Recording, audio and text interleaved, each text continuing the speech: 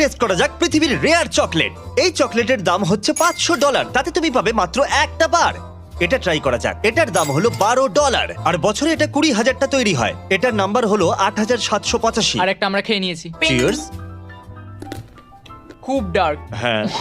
আমার ঠাকুমার ভালো লাগে। $15 চকলেট তৈরি হয়েছে হাইস্ট কোয়ালিটির মাচা দিয়ে। এক্সট্রা $3 দিলে বেটার র্যাপার পাবে। ও দাঁড়াও, আমি ভাবিনি এটা সবুজ হবে।